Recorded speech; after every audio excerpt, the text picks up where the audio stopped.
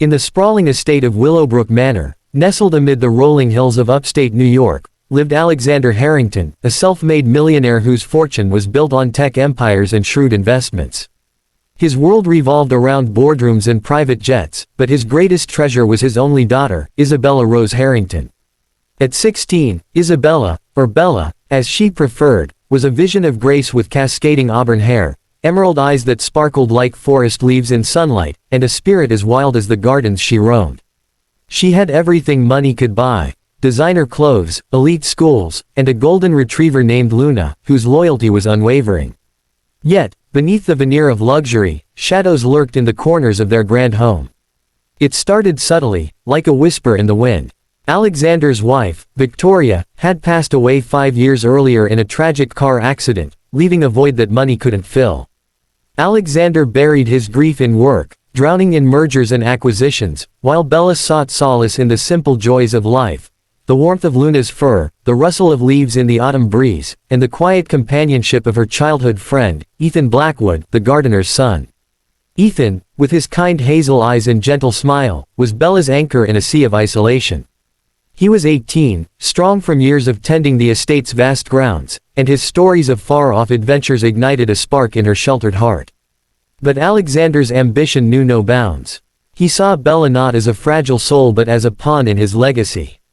Whispers in high society spoke of an arranged marriage to seal a business deal with the wealthy Sinclair family.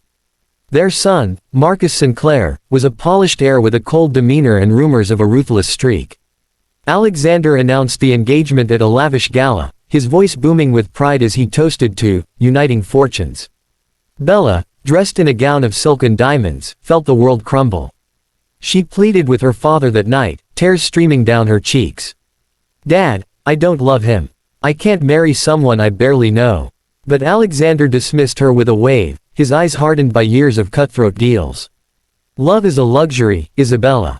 This is security. This is your future." The fear began to coil around her like ivy on ancient walls. Marcus visited the manor under the guise of courtship, his touches lingering too long, his words laced with possessiveness. "You'll learn to obey," he murmured once, his grip on her arm leaving faint bruises. Bella confided in Ethan, who listened with clenched fists, vowing to protect her. Their secret meetings in the garden blossomed into something deeper, a forbidden love born of shared dreams and stolen glances. Ethan dreamed of escaping to the city, starting a life free from the shadows of wealth, and he wanted Bella by his side. As the wedding date loomed, Alexander's pressure intensified. He confined Bella to the house, hiring guards to ensure her safety, but really to prevent her from seeing Ethan. One stormy evening, during a heated argument, Alexander revealed the ugly truth: Victoria's accident wasn't random. In a fit of rage, he confessed that her mother's death had been covered up, a result of his own reckless driving after a business dispute turned violent. "She was going to leave me, take you away," he snarled. "I couldn't let that happen." The revelation shattered Bella. Her father, the man she idolized, was a monster hiding behind millions. Terror gripped her soul. She fled into the night, rain soaking her nightgown, her bare feet pounding the muddy path. The guards searched the manor, flashlights piercing the darkness, but Bella evaded them, curling up in the one place she felt safe: Luna's doghouse at the edge of the garden. The wooden shelter, barely big enough for the dog, became her refuge. Luna whimpered softly, licking her tears as Bella huddled inside, refusing to emerge. Hours turned to days. Servants begged her to come out. Alexander bellowed threats and promises, but Bella's voice, muffled and broken, echoed back, "I'm never coming out.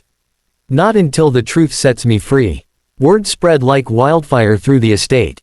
Ethan, heartbroken and desperate, slipped notes under the doghouse door, poems of love and plans for escape. "We'll run away, Bella. To a place where money can't touch us." But Alexander, sensing the threat, fired Ethan's father and ordered the boy off the property. In a desperate bid, Ethan returned under cover of night, confronting Alexander. "She's not your property," he shouted. The millionaire's face twisted in fury, and in the chaos, a gunshot rang out, Alexander's security detail mistaking Ethan for an intruder. Bella heard the shot from her hiding place, her world fracturing further. Ethan lay wounded, blood staining the grass, but alive enough to whisper her name as paramedics arrived. The scandal erupted. Media swarmed the gates, exposing Alexander's secrets, the covered-up accident, the forced engagement, the web of lies. Authorities investigated, and Alexander's empire began to crumble under the weight of his sins. Finally, with Ethan's encouragement from his hospital bed, Bella emerged from the doghouse, her face pale but resolute. She testified against her father, her voice steady as she recounted the horrors. Alexander was arrested for manslaughter and coercion, his millions powerless against justice. Bella, now free, inherited what remained of the fortune but chose simplicity. She and Ethan moved to a cozy cottage by the sea, where Luna frolicked on the beach, and their love bloomed without chains. In the end, the doghouse wasn't just a hiding spot, it was a symbol of her rebirth. From the ashes of fear rose a woman unbreakable, her heart mended by truth and love. Bella learned that true wealth lay not in gold, but in the courage to face the darkness and step into the light. Thank you for watching this story till the end. Sparkles. If it touched your heart, please support us. Thumbs up, give it a like. Speech balloon, share your thoughts in the comments. Bell, subscribe to our channel and turn on notifications. Your support helps us create more stories that inspire and make you believe in miracles. Your participation means a lot to us. Heart.